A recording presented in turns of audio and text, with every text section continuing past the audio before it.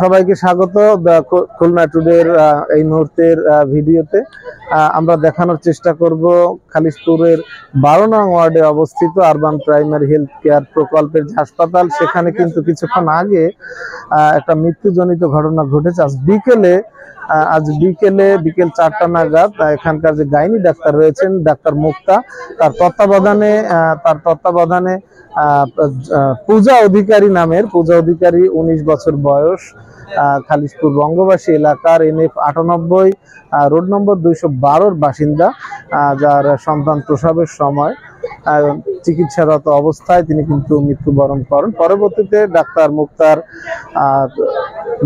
কথা অনুযায়ী তিনি তার মৃতের আত্মীয় স্বজন খুলনা মেডিকেল কলেজ হাসপাতালে নিয়ে গেলে সেখানে কর্তব্যরত চিকিৎসক তাকে মৃত ঘোষণা করেন। তো এই ছিল এই মুহূর্তে খুলনা টুডের যে সংবাদ, তা দেখাবো। বিস্তারিত দেখতে থাকুন খুলনা টুডের সঙ্গে, থাকুন খুলনা টুডে।